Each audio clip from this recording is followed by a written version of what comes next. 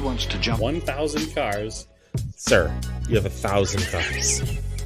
I don't think I'd attempt to try this stunt. Or we owe this horsepower to Uncle Sam. Too many cars. car. Roses would be... Like I put my beer belly on it. You can't immediately tell somebody how many cars you have. You'll really give those uppity yuppies something to think about. Stay on the bar. Don't go off the bar with your Bronco. 1980 Volvo horns. What's right? Yeah. I want to have a man's coolant. And he's like, oh, I thought it'd be small. It's for a small car. And I'm like, yeah, but it's still an automatic transmission. They're never going to be light. It's definitely going to have to crash. Starting off with Brad buying another car. That's the West. Internet. Is this a Nigerian oil print? I also wish you drove a tan Camry. Anyways, Anyway, that's a horrible, very horrible podcast content. very Talking about a picture. inside joke.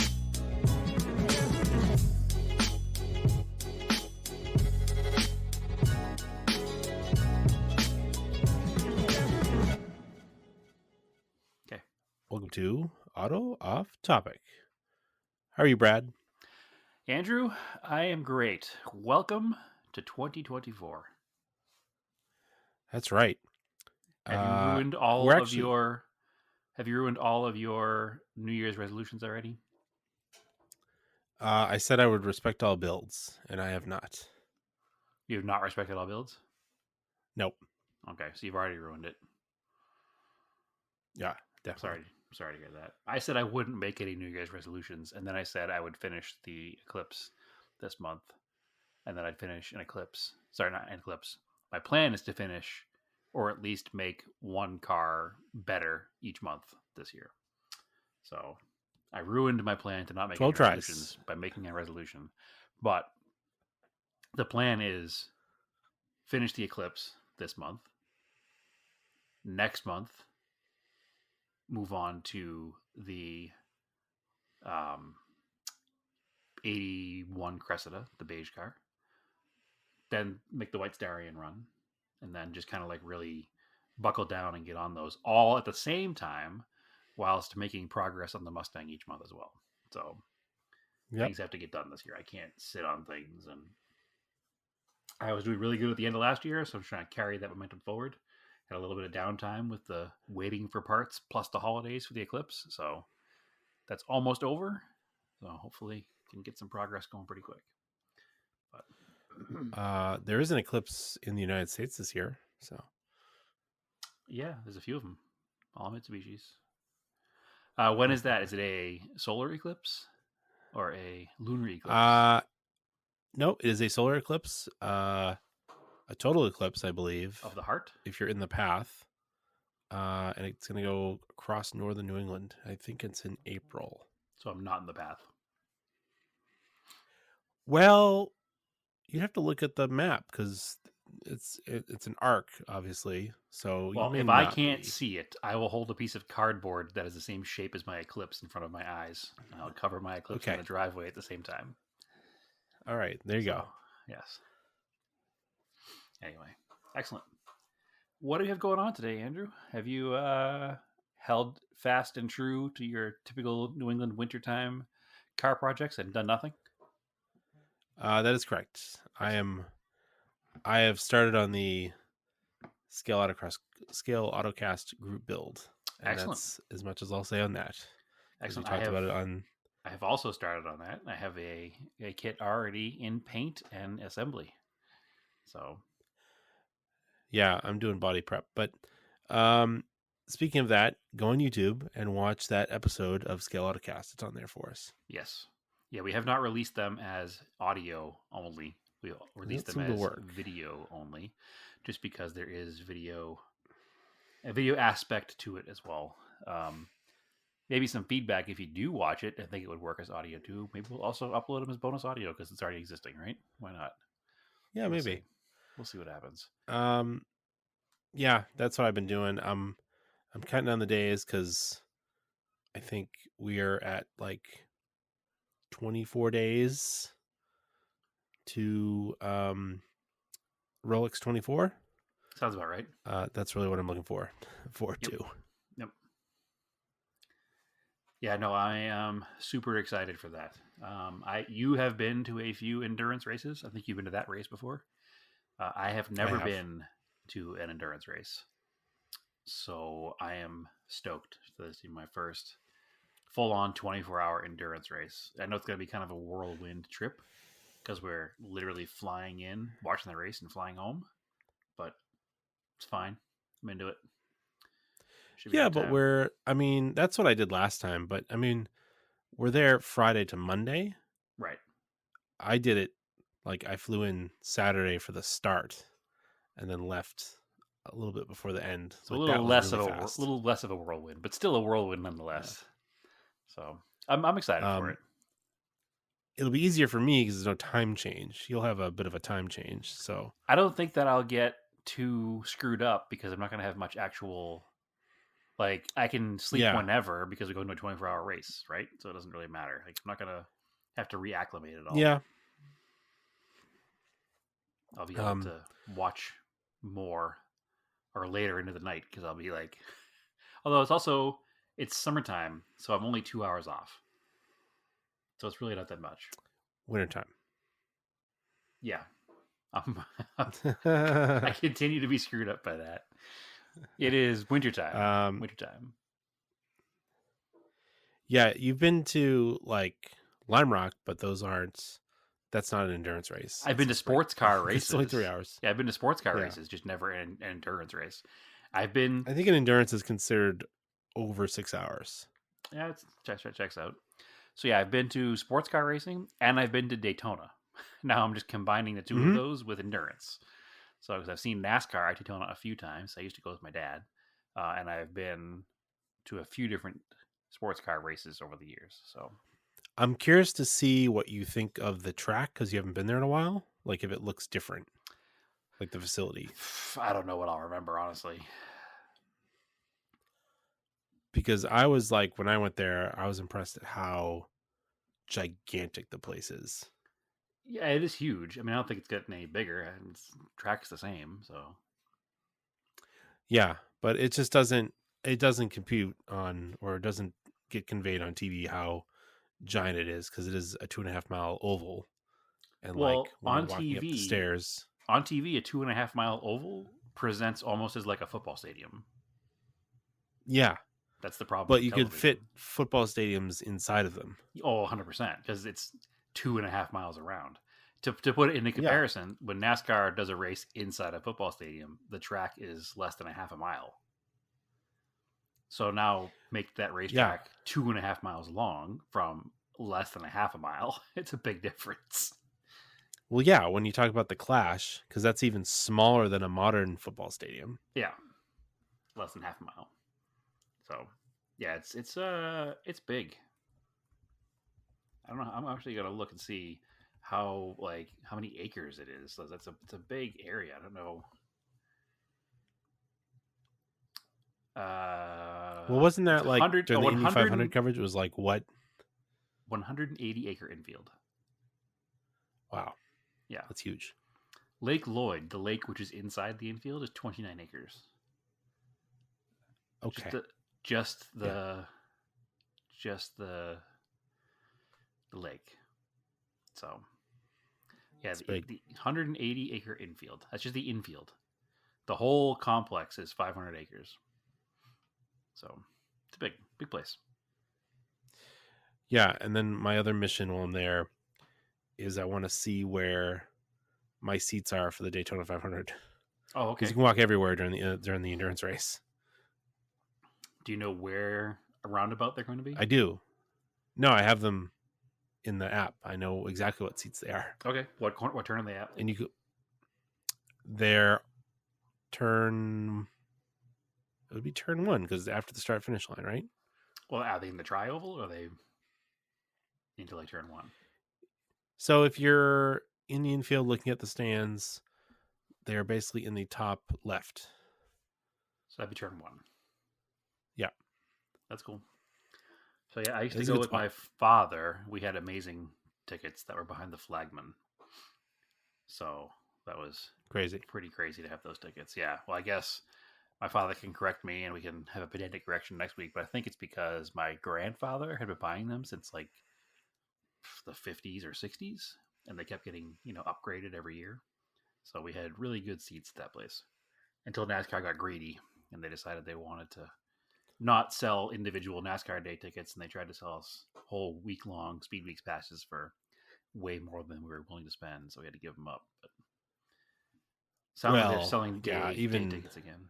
Oh, they would sell day tickets, but not for the seats we had, I guess, or something like that. Again, we'll have to ask them, but even those, these were not cheap. This is not something I would do every year. This is a let's do it because I've never done it before type thing.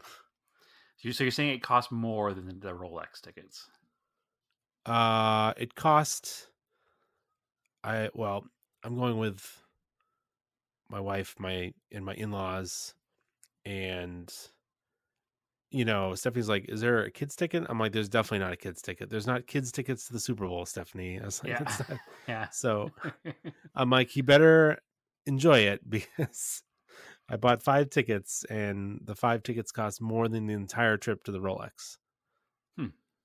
Okay. Yeah, I get you. Well, I know that he'll enjoy it. Maybe not for the entire 3.5 hours of the race, but he'll definitely enjoy being at a NASCAR race. So, but it's more for my in-laws so that we can, because they've always wanted to go. They're NASCAR fans, so trying to give them some experience and also enjoy the experience ourselves. Yep. So, well, it'll give them time with their grandson and a little family time, and it's pretty cool trip. Yeah, we're not going down just for that. We're gonna do some Disney before that. So sure. So you picked all the cheap things to do. I mean, all the best things you can do in Florida. Yeah. I mean, Disney, Daytona. I guess we go to like we go to like, maybe cheap would be like a gator show or something, which I bet Marco would also enjoy. You should probably try to find a gator show while you're there. Now that you've put that into the universe, that sounds like an epic time. So I've not been to Florida in a very long time. So it'll be interesting to go back to Daytona. Actually, that's not true. I was there a few years ago. I drove into it to pick up a car. I forgot about that. Yeah, I've not been last time I was there Florida. the last time I was there was for Sebring, which was also cool, but it's in the middle of nowhere, unlike Daytona. So yeah, I think I was in Florida when I was like 22 or 23.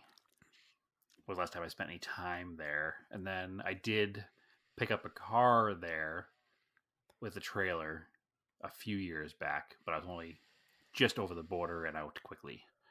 So haven't been there in a while. We'll see what's new in the whole state of Florida.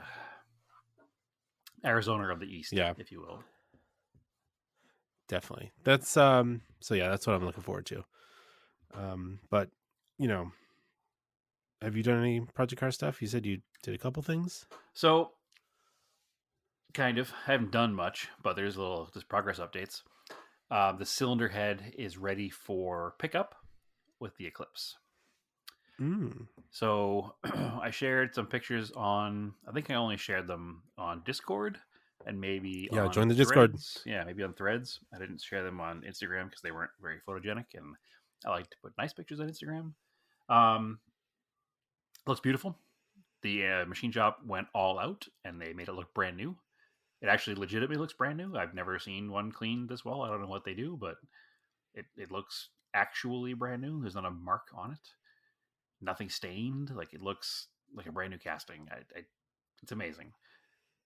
The only issue they ran into, which I need to figure out, I just learned today. Now I need to figure out how to fix this or how to find the parts. I'm sure they exist. He went to take off the cam gears to do new cam seals on the end of the cams. And thankfully he did take them off, because both of the dowel pins were shattered.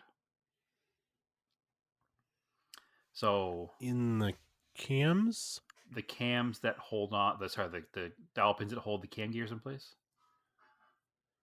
Yeah, they're shattered. So from the shock. Yep. Of the belt jamming or something. Correct. So at least we know that, instead of putting it all together and then starting the car and then having it immediately fail. Having the cam gears shear off and it bend all the valves again? Yes. Ugh. Which is what happened to me 20 years ago, if you don't remember. I got my car back and did not do the work myself. I farmed it out because I did not have the knowledge, time, or skill set at that time in my life to do it myself. And I got the car back, and the shop did not check those cams or those dowel pins, and the engine lasted about 500 miles when the cam gear came off. So I should have thought about it myself this time, but I didn't, because it's been 20 years since then. But at least the machine shop did. And so now he couldn't find them quickly. So I need to find the dowel pins. I honestly haven't even looked yet. I don't know if they're available new, but I'm sure somebody in our network of Eclipse DSM 4G63 people must have a set. So, or somebody knows how to figure out what they are, because they're just pins. Steel dowel pins. Yeah. So there's some sort of measurement to them.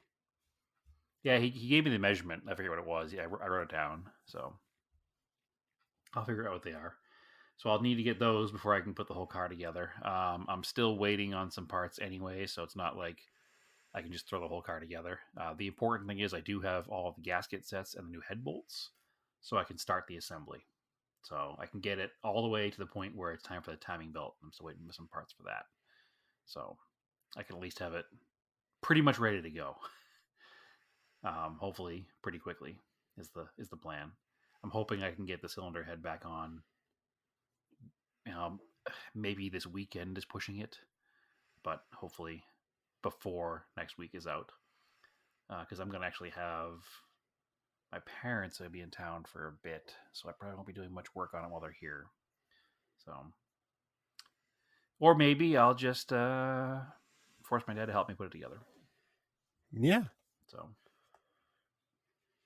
nonetheless, but yeah. So that's all taken care of. I hit 3,000 miles in the motorcycle, so that project is also come up, because 3,000 miles is time for an oil change. And time for a valve job, valve adjustment. How old and British? Yes.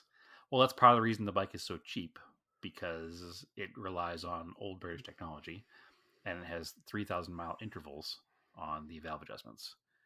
It's a single cam, single cylinder, so it's not like a super labor intensive job to do that. It looks like once you've done it once, you can probably do it in like 45 minutes. It'll probably take me a little longer the first time, but that is actually this weekend's plan to do that. So I don't want to ride that too far beyond the allotted mileage without having fixed it properly. So I'll be doing that this weekend. So I will say that the more miles I put on it, because I bought it with a lot less miles on it, and I've read a bunch of places that the more you ride it, the more it kind of wakes up and doesn't get fast, but gets faster or quicker. And it's definitely true. I was riding it this weekend, or last weekend, I guess. Last Saturday, I rode it to the PAVS show, and I was able to maintain 75, 80 on the highway the whole way there. So when I first started riding it, I was not. Now I can. Weird. Yep. Yeah, they say that's a thing. I don't know if it's ECU learning or just parts wearing in. I don't know, but I definitely couldn't do 75, 80 when I first got it, and that's what people say. Like eventually, it seems to like come into its own right about 3,000 miles. So, I mean, it's definitely like it doesn't have much left in it after 80, but no, it's not built for speed, obviously. Anyway, but I mean, if the bike can do 80, you can ride it across country at that point, right? It's not. Yeah, it's not a big deal. So. It has a little bit left for passing if necessary, but it seems totally content 70 to 75. It doesn't seem like it's overstressed. It's running about 4,200 RPM and just happily putting along down the highway. So I'm falling more and more in love with it. The more I ride it, the more comfortable I get on it, and it's endearing itself. We'll see how long it lasts before I move on to something else, but in the meantime, I'm enjoying it. So that's the next big project. I have not worked on anything else, unfortunately. Just been busy with life and holidays and people being in and out of illnesses, unfortunately, it seems. So, in all of our houses, even though we're the entire country apart, it just seems like this time of year, everybody's a little bit sick. So, but yeah, that's it. And I've been working on my Scale Autocast project build. I put some posts up on the Scale Autocast stories the other day. I think I teased 7 or 8 builds that people are doing. So I don't know if you saw those stories, Andrew, but I kind of took a picture of everybody's starting process and what they're building. And I actually started a second one just because my first one turned out to be pretty quick. So I'll be hopefully doing 2 builds. That's fine. Yeah. And anybody else can too. So please come join on the Discord. Tons of fun over there. Oh, goodness. I think we had a game of Craig, Don't Tell Me today, Andrew. We don't, because I don't even think there was any... There's no card news. Like, it's so slow. Oh, I said Craig, Don't Tell Me. Yeah, I know. We do have some Craig, Don't Tell Me's because okay.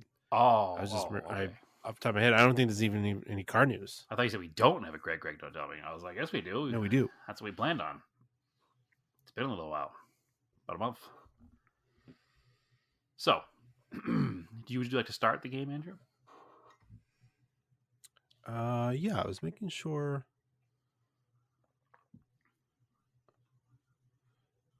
A couple pedantic corrections. Oh.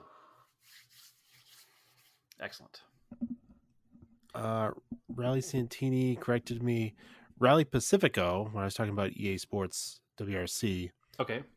He's pretty sure it's supposed to be Indonesia, which makes sense. That's what I was kind of getting at, and I couldn't think of the name. Because that's where Mitsubishi was like real big in the 90s and won a lot of those races. So it's called Rally Pacifico? Yeah. In the game. And what's it called in real life? Game. Indonesia. Oh, okay. That makes sense. Yeah.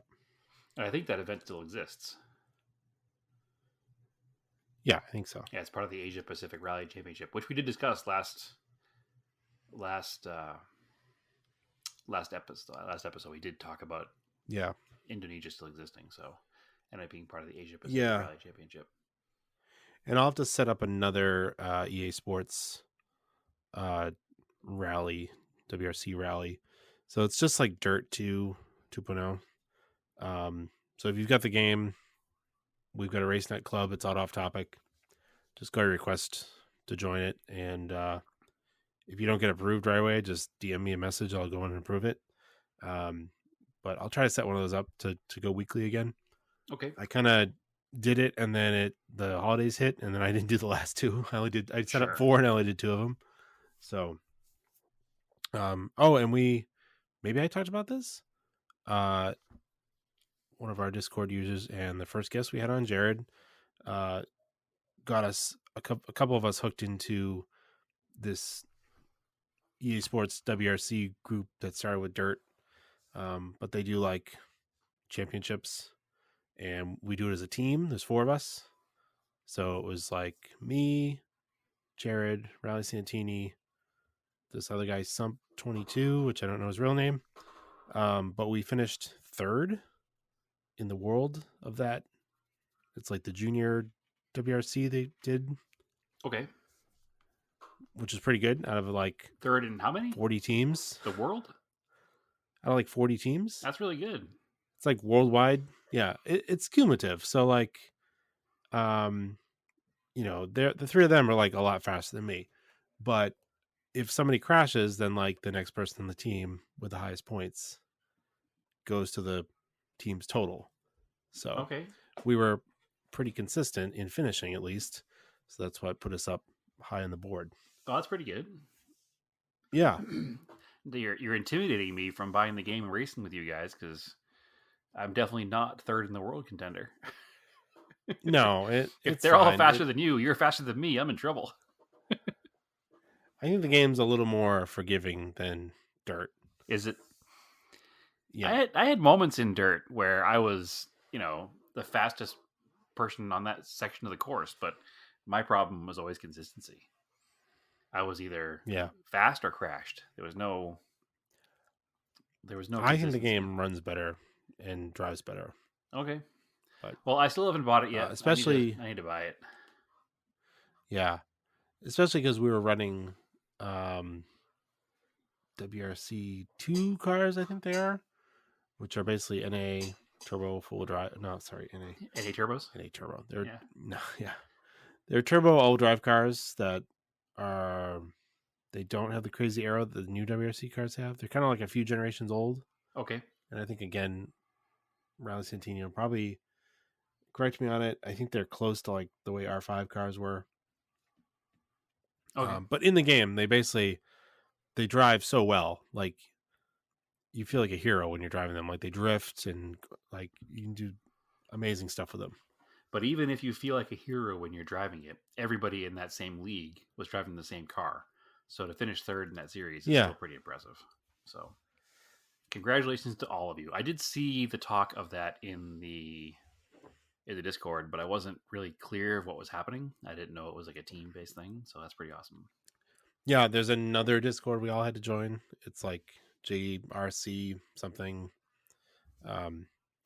They joke that there's like, there's guys in that are like really, really good. That just like, these people are just like aliens. Like, I don't know how you're that good at like a sim game. Well, I mean, only 2 teams beat you guys, so yeah, they're probably people who finished I don't like know. 8th There's and 9th who were like, "What is up with this team with Andrew and these guys on it?" Because they're not human. Yeah. So it's kind of like randomly. It's pretty random, but did you see that like 13-year-old that beat Tetris? I did actually, yes. The first human that ever beat Tetris. Yeah, I don't understand how we know that he beat it because the game just freezes. That's how people have figured out that's how the game will end. Because the only way that it's happened is they had an AI program that could do it. Oh, okay. That was the only time it ever happened before. Okay, I didn't know that. Yeah, that was a wild video. That kid, like, good for him. Like, I don't know if he's like a Twitch streamer or something, but he probably just made his entire career with that one video. So good for him. What was weird was I saw it was like, I don't know, a PBS video on it actually online, but they were talking about like a human only got to the 35th level in 2018. The game was created in 1985. Yeah, but it was like, it's like the game just, I think the trickiness of the game is that it just repeats and goes faster. Yep. Up to a point. Yeah, I mean, listen, I've gotten nowhere near level 35, and it gets to a point where I can't even watch the screen because things are moving so fast. Yeah, so weird. And I've always considered myself a pretty like decent Tetris player. It's funny, when Naomi had surgery a few years ago, she was down for the count for a few weeks, and I bought her one of those like 252-in-1 game systems just so she could play old video games like on the couch while she was recovering from surgery. And she got really hooked on Tetris. And anybody who knows me knows how competitive I get with stupid games.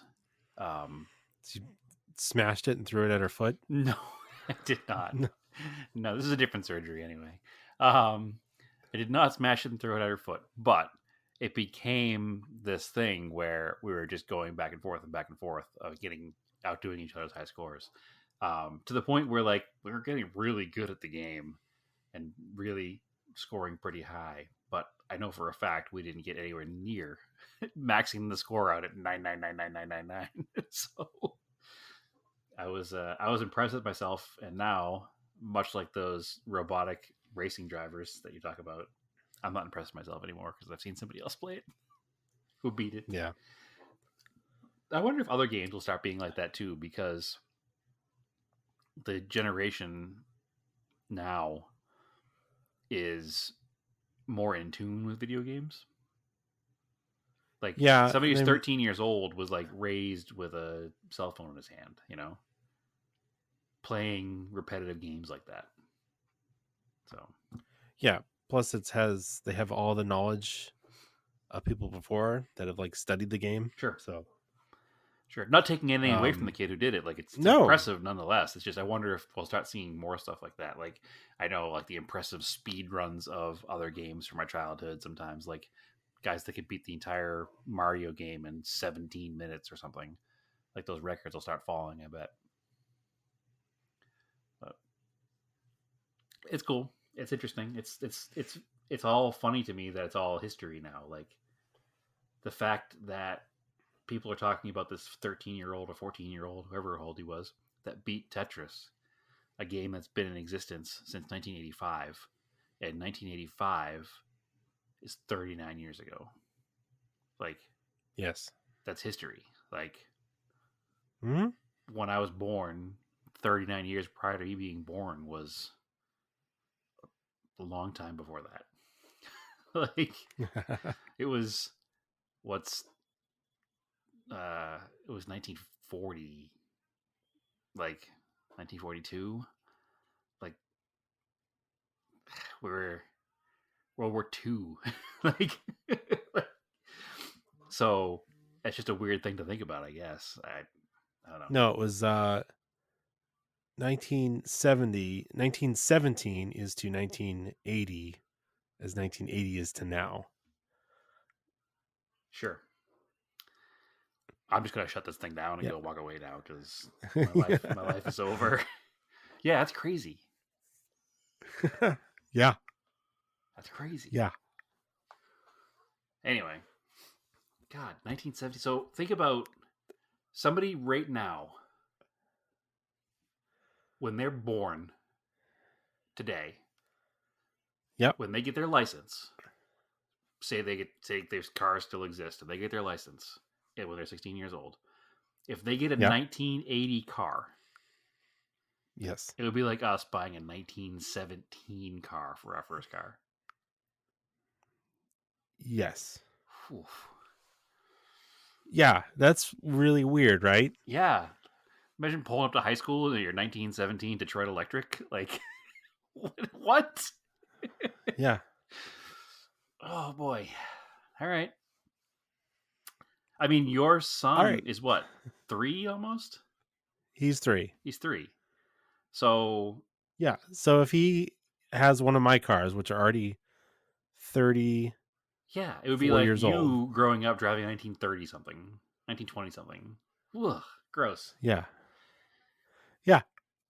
I don't want your car from 1990, Dad. Yeah, old man. That's so old. That's the last century.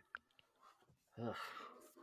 That's wild to think about. Oh man, there's gonna be a. I wish I had a 1917 car. Oh my god, there's gonna be a pre-millennium class at car shows in the future. There already is. It's called Radwood. But I'm talking like 50 years from now. The pre-millennium class. Oh, it's gonna be catch-all. Anything 1999 and down. Yeah, Yeah. probably. Yeah, Probably. because there'll be 5 of us left. Who wants those old junkers? Well, that's how it works now, because you go to a traditional car show and there's like, there's a class for muscle cars, a class for 60s imports. Then there's also pre-war, which is just anything pre-1948, pre-war. So yeah, gross. All right. Yep. Let's do some Craig Don't Tell Me and talk about old cars. Let's talk about some old garbage on Craig Don't Tell Me. Yeah. Oh man. All right, I'll do this one first. Okay. This is probably the best one. I'll let the best one go first. All right. I think. So you'll get Craig Don't Tell Me. Anybody who doesn't know, the rules are: we pick some cars off Craigslist from any market. Generally, they're going to be something in our same wheelhouse that we normally are into. I don't usually choose things, and you don't usually choose things that I would have zero chance of getting. We try to find something that's interesting, has a decent description, that there is an outside chance, at minimum, that one of us will get right. For example, I had pulled up a 76 Chevy pickup because I thought it was a good ad, but I was reading through it. There's not enough information for me to read it to Andrew, so I won't do that one. But I do want to leave it up and look at it because it's a 76C 1500 pickup for $1,500, and I want to go to Seattle and buy it. Oh yeah. So that's the other problem with this game. I want to buy all this garbage. So, all right, Andrew, Yep. You're ready to go with one for me. I'm ready to listen. All right. Play the Craig Don't Tell Me music. Don't tell me. Okay.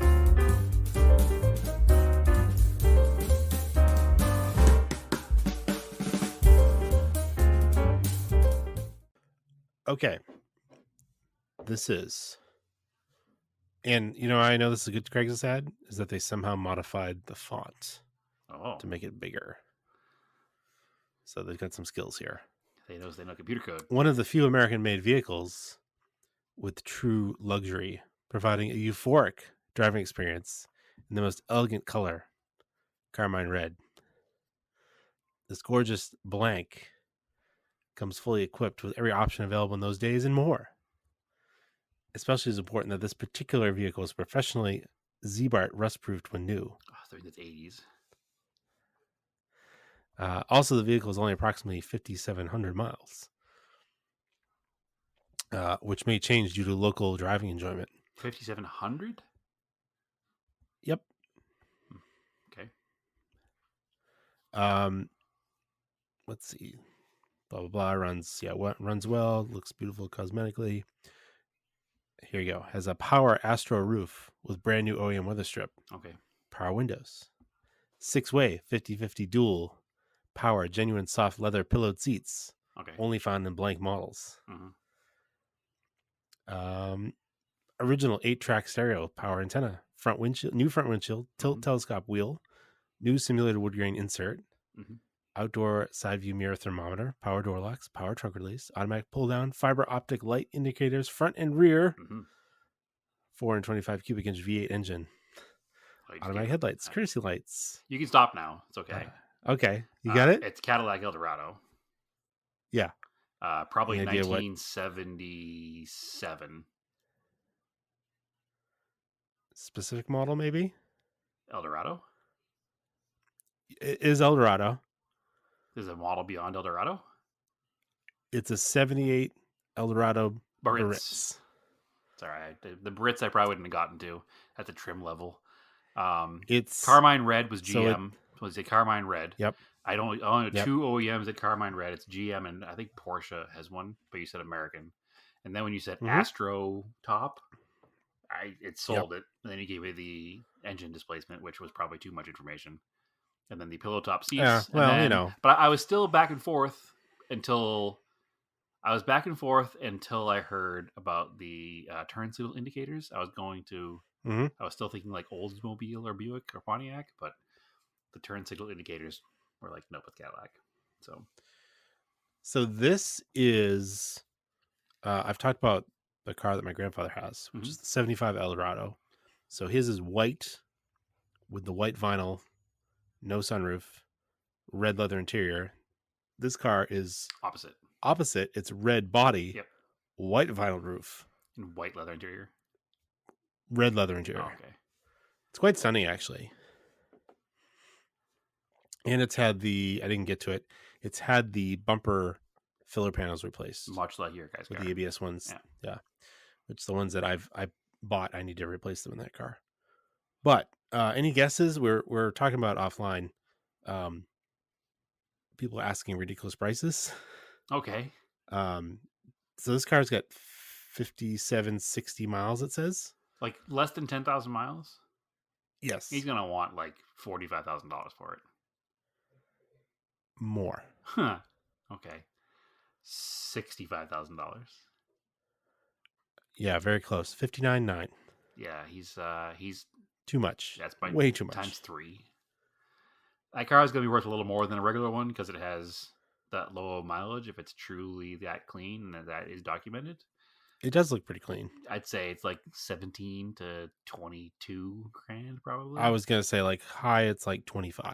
Like to the right drunken old man at the golf club, probably 25. Yeah, but Eldorados. I don't think these cars. Eldorados are a tough sell. Coupe de Villes, much easier to sell. Not worth a ton still, but Eldorados are a tough sell. The problem with Eldorados is that they're large. Yep. But they're not tremendously spacious inside compared to other cars that are smaller. Nope. You're crammed into the center of it. You're in the middle of the car, like directly in the middle. It's front wheel drive and kind of to some people like kind of a frightening transaxle setup because they're kind of unknown. And also, they have giant big blocks that get like 8 miles to the gallon. So I've driven the other one a couple times. It's Yeah. pretty cool. No, I don't it's know if I drive it cool. all the time, It's but cool. It's a cool extra car to have. Like, it's the kind of thing like it's almost a family heirloom for you guys. Like, it's something that will be around, and it's your grandfather's car, and it's cool. And he's owned it since what? He bought it almost new, right? So like 77, 78 he bought it. no, we bought it the year I was born. Oh, okay. So 80 something. Still a long time. You're almost 40 years old, my friend. So the year he bought that car is as far away from now as Yeah. as 1944. They're crazy cars. Yeah. Because I think I've talked about this before. When you're sitting in the front seat and you're driving it, you are, no exaggeration, 6 to 7 feet from the front of the car. When your grandfather bought that car, sorry, never mind. I was trying to go back and forth here with days and numbers and age, but I can't. So never mind. 40 years ago. Yeah. So your grandfather was like a 50-year-old man when he bought that car. Wild. Probably. Yeah, wild. So long ago. Anyway. Very cool. Too easy, though. Too easy. Well, sometimes I get accused of picking ones that are too hard. It's but true. I thought that had good That's true. descriptions. Let it slide. All right. This is one that I'll give you a big hint up front. I would 100% drive. All right. So you know it's terrible. Yep. I have a blank year, blank manufacturer, blank model. It is 4-wheel drive. It is 119,000 miles. It is tilt, cruise, crank windows. Does have air conditioning, heater, everything works, new fuel pump, new carburetor, 4.2 liter inline 6, automatic transmission.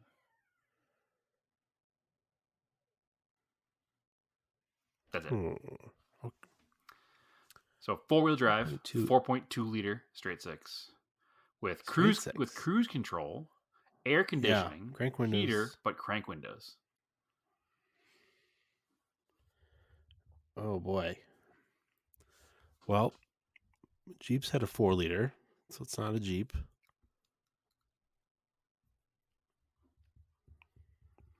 It does have plaid seats. Okay. Oh, all right. All right, I got it. Okay. Is this an AMC Eagle 4-wheel-drive car or whatever the heck they were called? They were called AMC Eagles, and you are correct. Yep. Despite your wrong information that you just came out with about Jeep having a 4-liter 6, so it's not a Jeep, because before Jeep had a 4-liter 6, they had a 4.2 liter straight 6. Oh, okay. And that is the same engine that is in this AMC Eagle, because it's the AMC was the manufacturer of both Jeep and Eagle vehicles. So this car is amazing. It is metallic brown, very similar to my Corolla wagon, in excellent condition, in 4-wheel drive with plaid, like brown and white plaid seats. The plaid is actually what got me to Eagle. Interesting. This thing is super minty fresh looking. It's $8,000 and it's right here in Glendale. I'm not going to go buy it, even though I want to. So it is super cool. So if anybody's looking for one of these, this one is a good deal. It's a good Arizona car for less than 10 grand with just over 100,000 miles. It's cool. I will send that to you after podcast, Andrew, because you will even like it.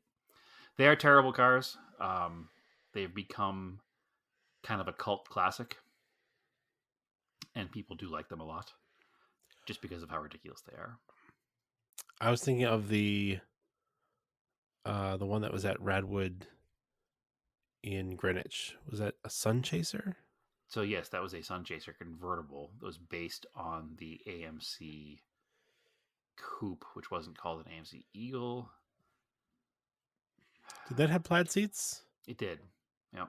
Okay, that's This what. has the That's how I same- got there. This has the same pattern. So that car was kind of a cream yellow beige Yeah, color with the prosthetic arm. prosthetic you limb say. beige. With the sit, but it had the brown interior with the plaid seats, which is what this car also has. Mm. So, yeah, I'm way into it. I want it. Be a cool adventure vehicle, Okay. cool camping vehicle. I dig it. All right.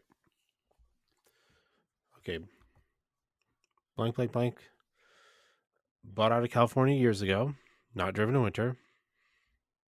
Zero rot in the body and frame. Let's see. Engine and transmission have been very low miles since they've been rebuilt. It's a 400 blank turbo 400 transmission. I have paperwork, many of the parts. It's a 73 400 block with 69 number 48 RA3 heads. It has 30 over forged pistons, Edelbrock Performer RPM cam lifters made long ago before the present day cam lifter problems. I don't know what that's about. I don't either. Cam is similar to the factory RA3 cam. Edelbrock aluminum intake, 4-barrel carb. Has received $700 worth of work back then. Has AME's reproduction factory style long branch cast iron manifolds and a nice dual exhaust with an X pipe crossover. I haven't heard X pipe crossover in a long time. No, but it's the old Mustang, 5-liter Mustang Yeah. days with Joe. For some reason, this car's exhaust note sounds extremely good. It's not too loud, and I have plenty of friends with built hot rods. This thing sounds really good. Integrated ignition system, battery tray, solid original, brake lines, fuel lines are solid. Convertible box frame, it's totally rot free. Let's see. Don't have the original bench front seat. Currently has a power one out of a Cadillac.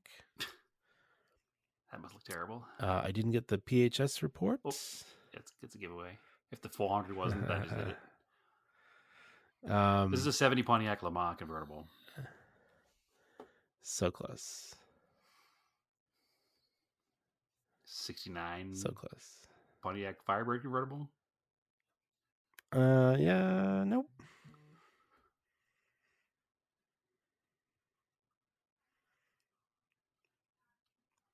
I mean, you're like in the infield. What else you got?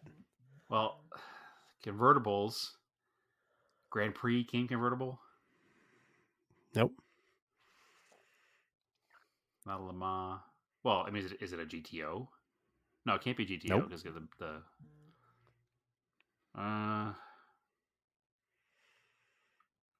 Come on, what else did Pontiac have? for convertibles, Yeah. they had a Le Mans. They had a Grand Prix. Actually, Yep. Grand Prix might not even been a convertible in the early 70s.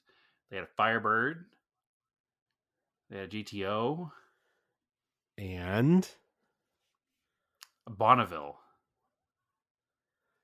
related to a A Bonneville. Catalina. Yes. All right. 67 Catalina. Okay, I should have gone with Catalina as my first guess because the last car was a car you guys own, and this car is a car you guys own. Yeah. Excellent. Yeah, there was a lot of information in that one that PHS sold it for sure, but I was pretty much at Pontiac already with 400. And Yeah. then you talked about the exhaust manifolds, and that manufacturer is Pontiac, I think, as well. Pontiac exclusive, I think, as well. And then PHS sold it as Pontiac. So the other information had to kind of be guessed. Convertible box frame led me to believe convertible, obviously. But everything else was modified, so it was tough. So. All right, excellent. I have two more for you. I do as well. This one is a car that is far from perfect. Good start. This car is far from perfect, but that's what could make it perfect for the right person. I'm not looking to make a ton of money off of it, but I also won't give it away. I just figured someone would benefit from a very transparent posting from a insert manufacturer mechanic. Parentheses. Is this me selling this car in the future? Parentheses, me. I just finished my blank car and no longer need... I just finished my track car and no longer need my street car. It has been a blast. I just want to find its way to someone like me when I was younger. If any of you want a fun toy needing some TLC or want to get your kid into a slow and fun car, this might be up your alley. It has been tracked, autocrossed, and subject to general mayhem you'd expect from a 20-year-old until now. I'm now 34, in parentheses. This car came with stock matching black 951 seats.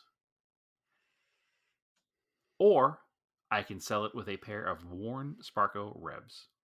Again, worn out, but perfect as a starter seat for an enthusiast with a narrower frame like me. Parentheses. My waistline is 32 inches.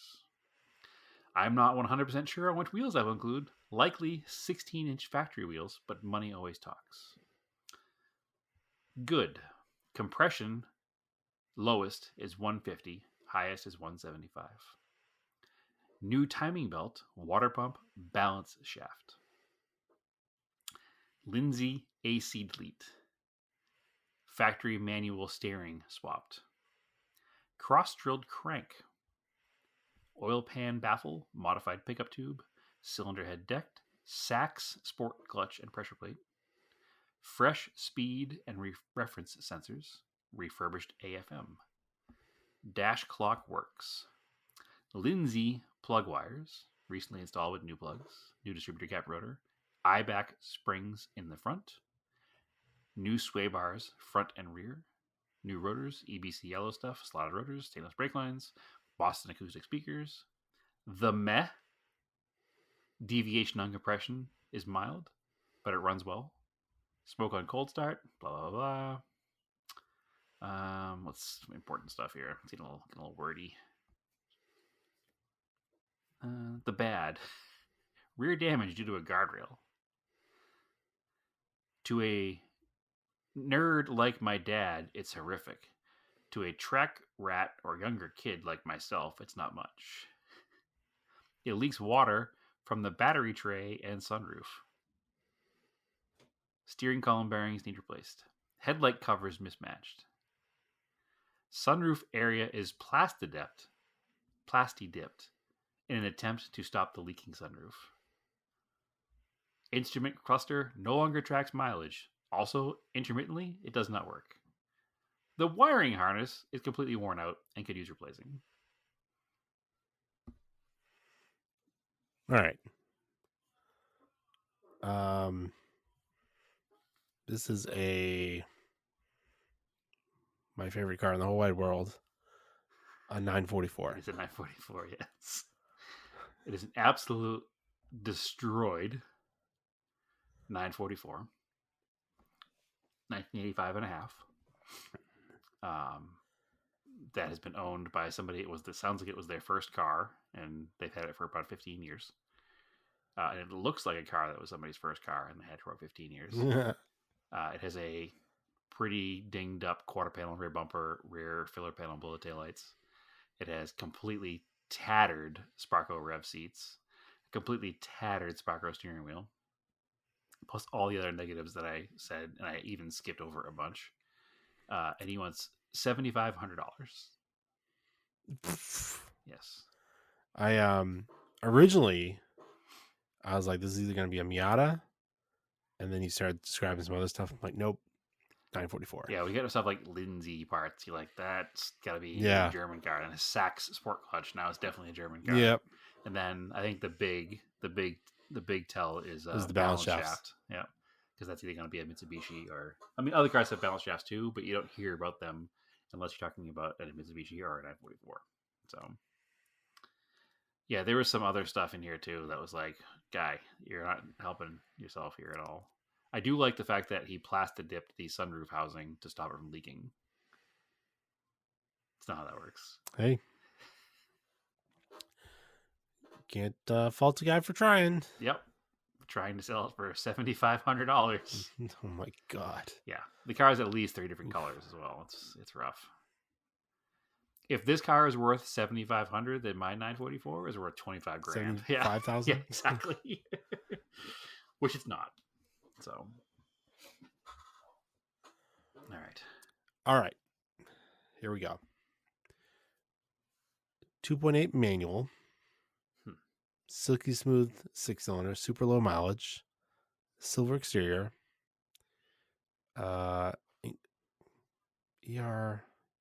ECRU interior. I don't know what that means. With very rare cloth sports seats. Okay. An original California car with no modifications, except for an iPhone adapter. Purchased on Bring a Trailer in August of 2022. Ooh, so somebody overpaid, so they want too much money for it. I don't think so. But yeah, that's all I got. So the other two had a lot of information. This has got almost nothing. So sport seats? Yeah. So it's a luxury rare cloth sports seats. So seats. it's a luxury brand that has a sports seat option. Like Audi has cloth sports seats. Mm-hmm. Mercedes or BMW might offer cloth sports seats. 2.8 V6. That's where I'm a little lost. 2.8 V6 has me leaning towards Audi. What was the transmission again? Manual. Didn't say how many speeds. No.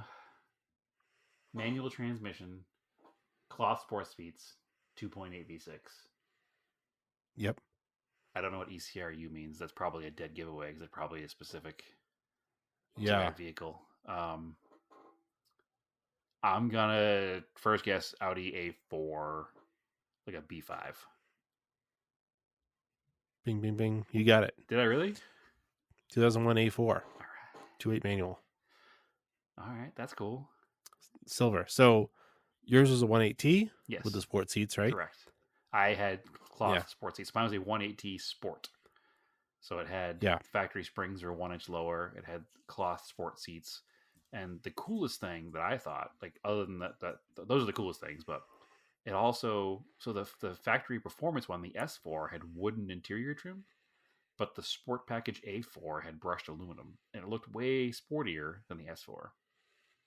Yeah. So these, I think we've talked about this before. This generation car has aged remarkably well. So good. They were like controversial when they first came out too. People were like, "Oh my god, it's so bubbly looking." Like, no, it's a really good looking car.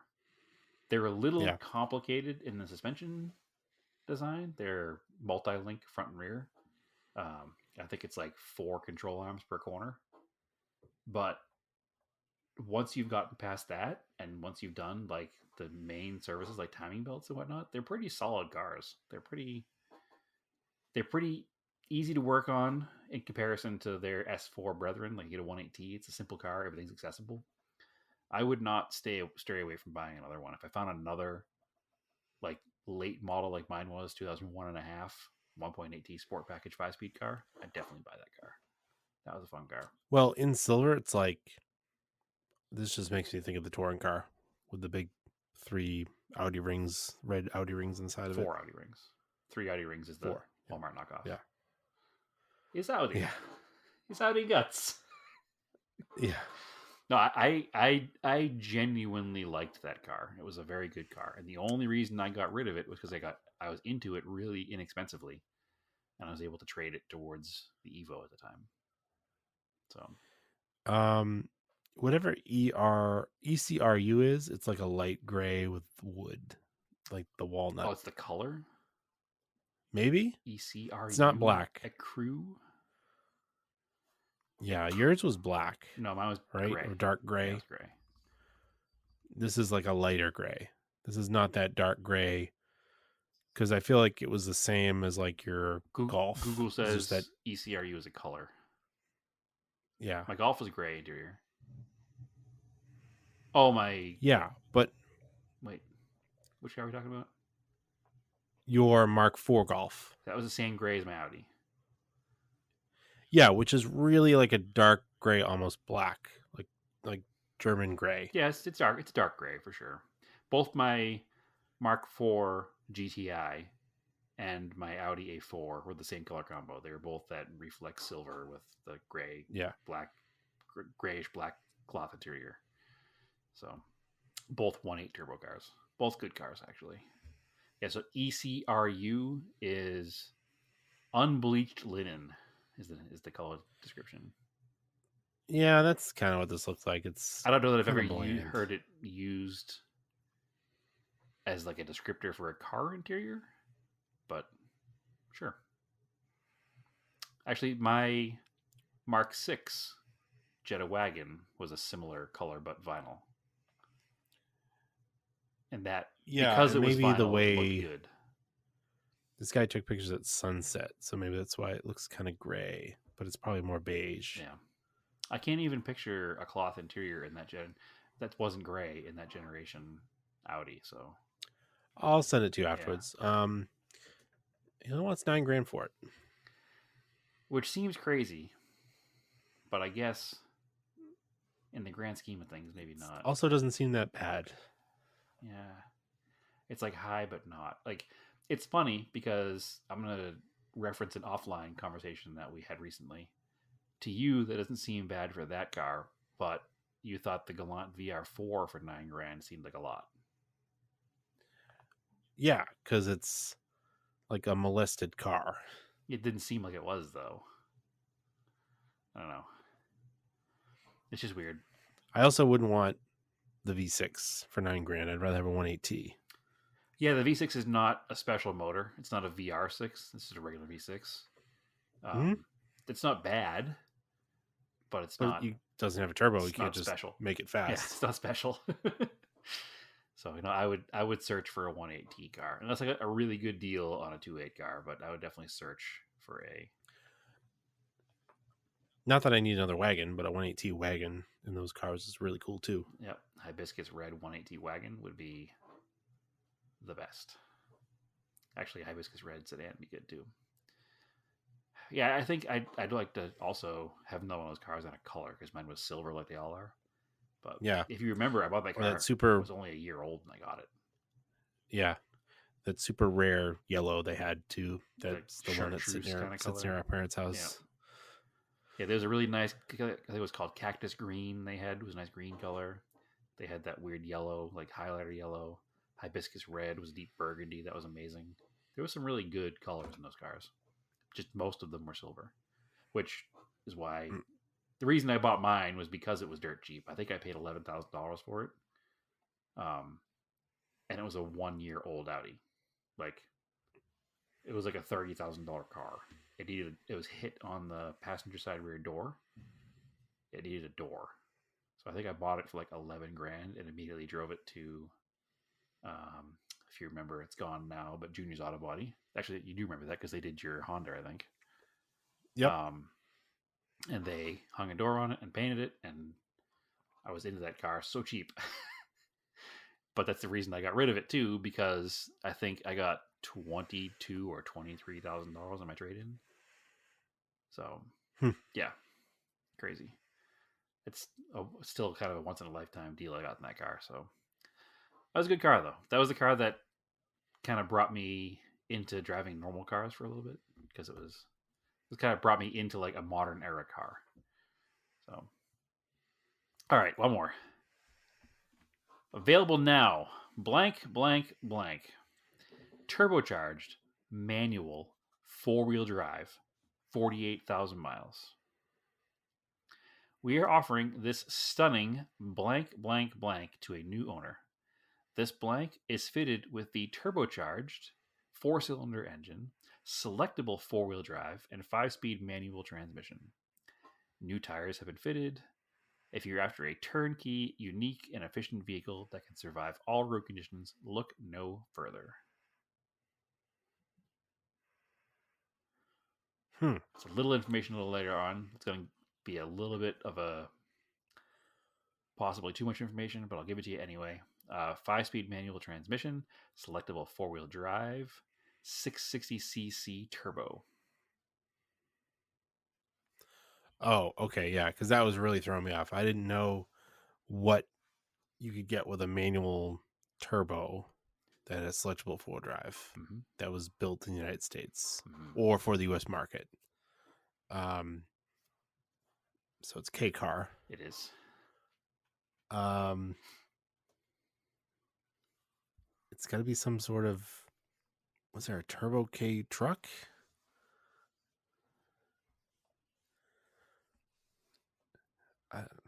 There have been many Turbo K trucks.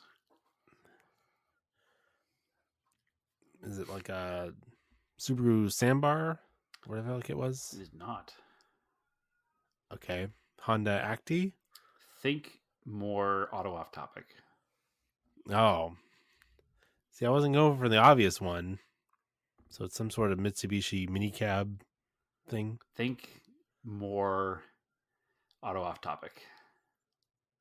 Okay. Is it Pajero Mini? It is Pajero Mini, yes. Okay. So I picked this because I thought you had a pretty good chance of getting it.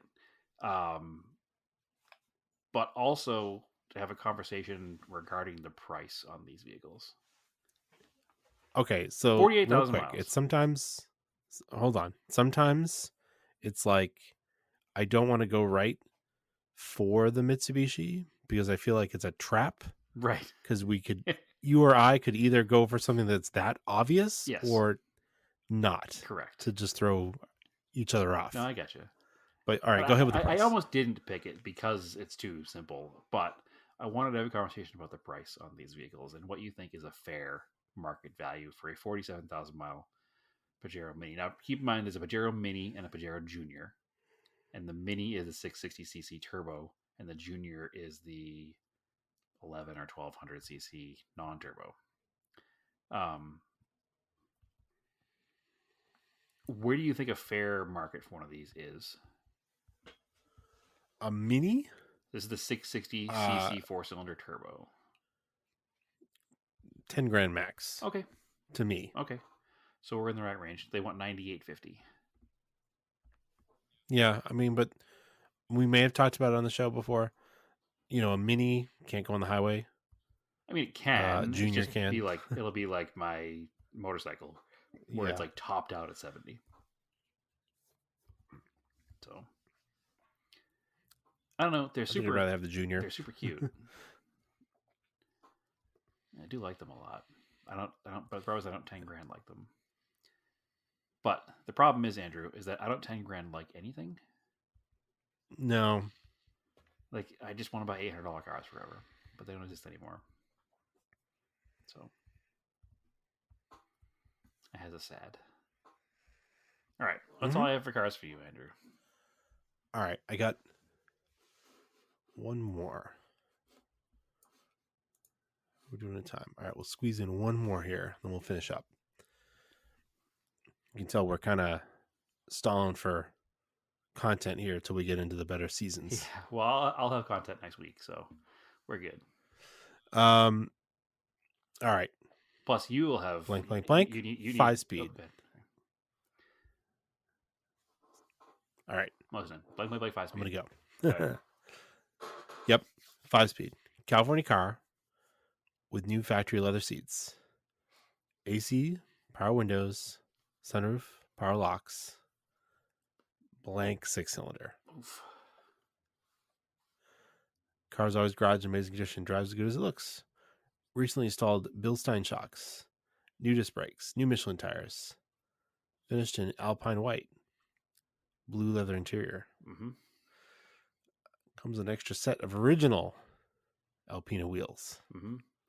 E36 325i convertible. Nope. Right manufacturer, way off on the gens. Did you say convertible top? No. Way off. Just said California car. White with blue interior. Mm-hmm. I guess blue didn't come on an E30, so is it way off in the gens? Yep. Do you say an E30 or E36? I said E36. Yes. You're off on the generation. So it's an E30. Closer. So it's an E21. Almost. Oh, I think I stuck myself on 3 Series. It's one of the first ones you set off on the gens. Is it not a 3 Series? It's not a 3 Series. Okay, so it's an E28. No. Now I'm just listing off all the BMW names and generations. M36 cylinder, if that helps. It doesn't, because I don't know BMWs enough. I like that you blanked it out originally, because if you said M30, I would have got BMW immediately. But then when you got to Alpine white and over blue, I knew it was a BMW. And then you said Alpina wheels, and then it was just sold. I don't know what the M30 came in.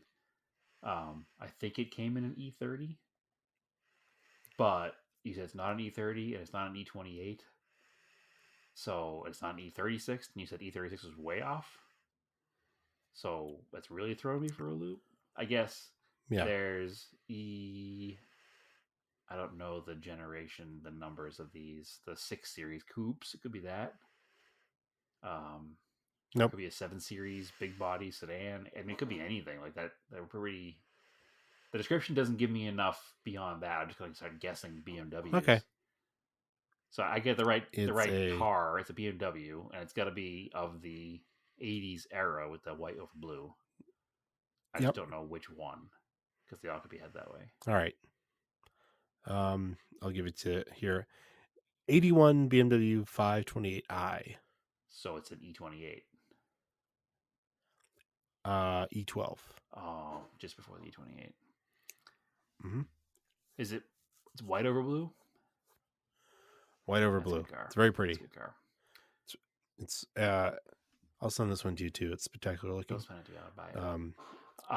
Is it expensive? No, you won't buy it because it's $18,000. I'll buy it. It's feels like it's priced high, but yeah, the interior looks pretty. That is on the high side for sure. If you remember, when I was in Seattle a few months ago, I actually was considering purchasing one, an E12, and driving it home.